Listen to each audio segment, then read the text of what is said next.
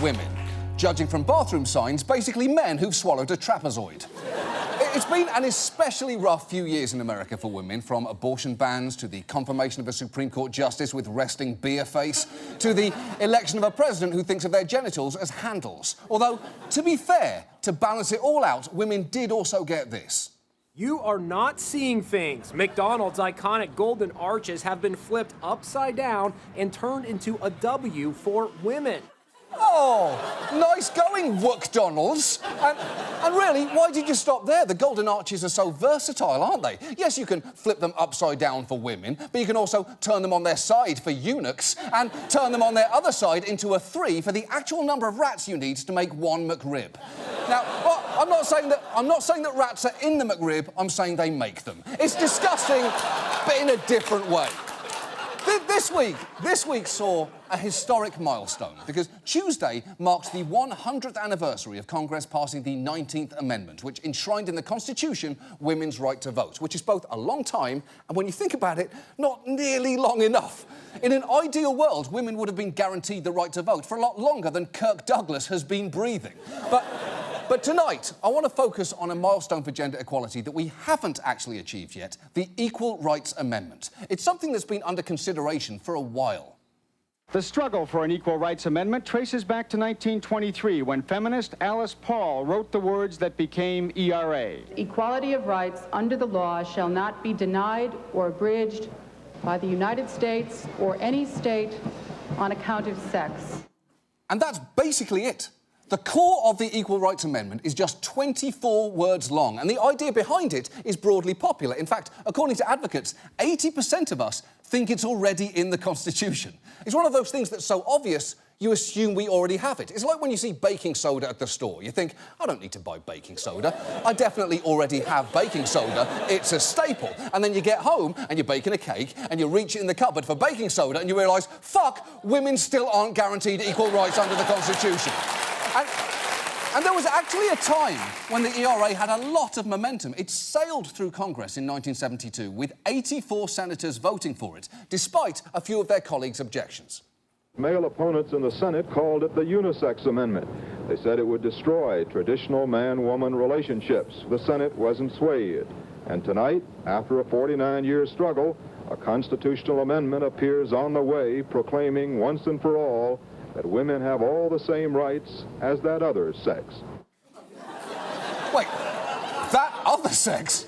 That sounds like what you say when you've somehow forgotten the word men. Women have the same rights as, what are they called? Swollen boys? Two-legged horses with jobs? Shaved bears who fart? Someone help me here, please. Having passed the House and the Senate, the only remaining obstacle was for 38 states to ratify it. And that is where the hold-up has been. We never quite crossed that threshold, although we are tantalisingly close. 37 states have ratified it over the years, so we're just one away. And if you live in one of the states that's holding out, that can be pretty dispiriting, as these Florida residents found out. Florida is one of the holdouts. Oh my God. Why? I'm so tired of living here. Yeah, of course you are. Of course you are. Of course you're tired of living in Florida. Nothing makes sense there. The laws, the alligators, not even the weather. Everyone in that clip is dressed for an entirely different season. Mid-May, late October, and September 13th, 1992. The fact is, though, we have never been closer to the ERA being enshrined in our Constitution. And just 6 weeks ago, there were even hearings in Congress on this very subject. So tonight, we thought it might be a good time to ask, why has it taken so long to pass the ERA? What would it mean if we did? And how can we finally get it done? And let's start from the beginning. When Congress passed the ERA, many saw it as part of an overall movement towards justice, as one supporter expressed at the time, albeit in less than ideal terms. This is equal rights for all people of every sex, every color, every race. I don't care if they're homos or what. Wow. That speech was a real roller coaster. So inspirational, only to fall at the last second there. It's the equivalent of Martin Luther King arguing children should be judged not by the colour of their skin, but by the content of their character, even the dirty Catholics. Oh, Dr. King, you really could have done without that last bit. The ERA was passed with a deadline of 1979 to get the 38 states needed, and that initially seemed like it was going to be no problem. It was endorsed by Democrats and Republicans, including President Nixon, and within a year, 30 states had ratified it. Hawaii did so just 32 minutes after Congress approved it. That's unbelievably fast, especially considering that, according to wholepigroast.com, it can take Hawaiians 12 hours just to roast a pig. Which is, in and of itself, ridiculous. I can roast a pig in just 4 seconds. I'll show you. Hey, pig, your mum fucks pigs. Put an apple in your mouth. You've been roasted. Roasted! I've roasted you, you stupid pig. But all that momentum came to a crushing halt, which many historians credit to just one woman, Phyllis Schlafly. If you've never heard of her, congratulations. But she founded a group called Stop ERA, and she was all over the media in the 70s, spreading fear about the ERA. Some of what she argued it would do, like lead to women being included in the military draft, was absolutely possible, but a lot was bullshit, like claiming it would outlaw sex-segregated bathrooms, and then there was also this nonsense. Under our system, in case of the breakup of marriage, the mother gets her children in most cases. Now, who wants to trade that in for a so-called equality, whereby each parent gets one child? Well, I don't think the Equal Rights Amendment says that either, yes. that in case of a divorce, each parent gets one child. It says that you've got to interpret things absolutely equally. That's right, that's right. Now, if one of the children is better than the other one, the Equal Rights Amendment says you have to cut off a little bit of the first one and give it to the second one, because everything's got to be exactly equal from now on. So you've got to give your son his sister's big toe. The ERA says that. That's a fact. Now, obviously, that is not what equal rights means. It's not that everything has to end up exactly equal. It's just the law cannot disadvantage you based on gender. But that didn't matter to Schlafly. She was basically a pre-internet troll, gleefully greeting audiences with lines like this. I would like to thank my husband, Fred, for letting me come today. I love to say that because it irritates the women's livers more than anything that I say.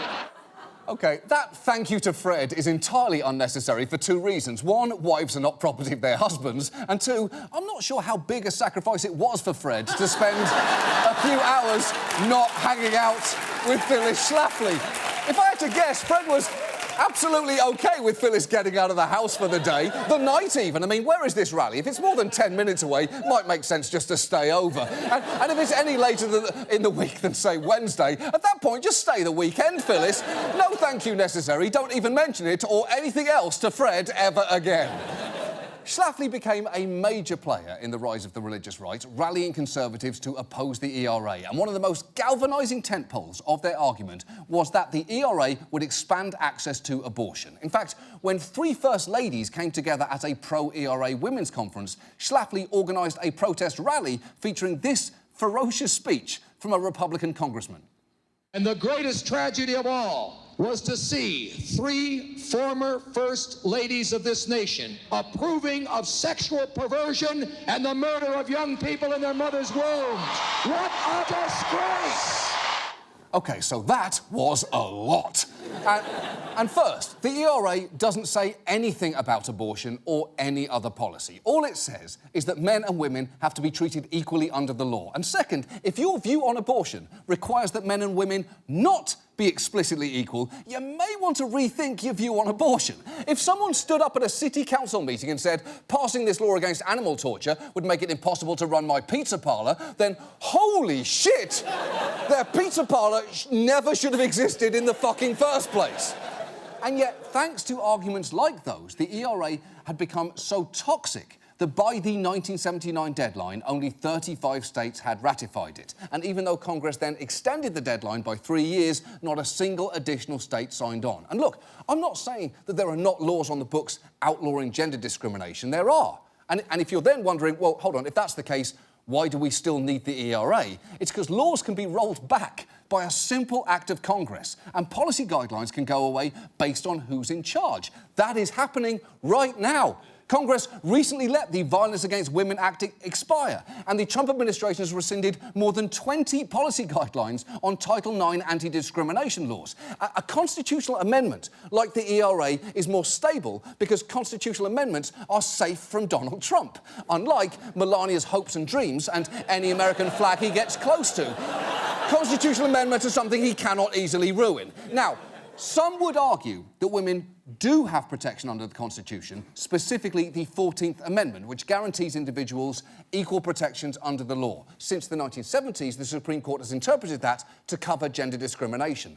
But not everyone agrees that it should be interpreted that way. In fact, one of those people, former Justice Antonin Scalia, once straight out said the 14th Amendment does not cover discrimination by gender at all. Certainly, the Constitution does not require sexual discrimination on the basis of sex. The only issue is whether it prohibits it. It doesn't. Nobody ever thought that that's what it meant. Nobody ever voted for that. Yeah, he's right, of course. If women wanted that amendment to cover gender discrimination, they should have voted for it in 1868. Why didn't they do that, silly ladies? Look, Scalia was a die-hard originalist, and as insane as I personally find his philosophy of ruling on cases by jumping inside the long-dead brains of history's various misogynists and racists, there are a lot of people who think that way, and Trump has promised to put more of them on the bench, saying he wants justices very much in the mould of Justice Scalia, which I can only hope means dead, but I worry might mean interpreting the Constitution without protections for gender, and that is where the ERA would come in. You can't interpret it as not addressing gender discrimination because that's all it addresses. And that brings us to our final question. How can we finally, after all these years, make the ERA part of our Constitution? Because it is very much possible. Yes, the deadline passed in 1982, but legal scholars believe that Congress could simply change the deadline again or eliminate it entirely. In fact, bills to do that have been introduced in both the House and the Senate just this year, with bipartisan co-sponsors. Meanwhile, states have been moving the ERA forward, with Nevada and Illinois both ratifying it in the last couple of years. And for State Senator Pat Spearman, who was behind Nevada's ratification push, the reasons for doing so were all too clear. People who are born in privilege always debate whether or not those of us who were not deserve equality. And so what we're talking about here, is the fact that equality is not debatable. We are born with it. The only thing we're asking in the ERA is to acknowledge the fact that women are born equal to men. She's right. I mean, none of this is that complicated. Equality for women should be a basic principle of our society. And if you think it already is, great. All the more reason to write it down. And if you think it isn't, then we badly need the ERA. And look, I'm not saying that it will fix everything, not by a long shot. For one thing, it focuses on discrimination by the government, not the private sector. So for an issue like closing the wage gap, most women would have to continue to rely on other legislation and, of course, stealing from their male co-workers. #feminism, #ladyfingers. But the ERA could, at the very least, be a safeguard against things sliding further backwards. And we are just one state away, giving these 13 states a huge opportunity to genuinely make history. And one Arizona legislator is inspired by what this could mean. If we do this, this goes down in the history books. Arizona goes down in the history books. Exactly. She's right about that. Arizona could go down in the history books, and let's be honest here, that just doesn't happen much. The most famous part of Arizona is the Grand Canyon. You know, the part of Arizona where there's notably less of Arizona. Anywhere else, there'd be more Arizona there, but instead there's just this sudden lack of Arizona, and it's everyone's favourite part. The point here is, any of these 13 states have a huge chance to change how history views them forever. So, the only real question here is, which one of you wants to seize that chance? Which state is going to take this opportunity to put this amendment over the top and write themselves into the history books? Will it be Arizona or Georgia? Or could it be you, Oklahoma? You could be known for something other than tornadoes and musicals about how great morning is. Which it isn't, by the way. It never is. It's just like night, but unpleasantly brighter.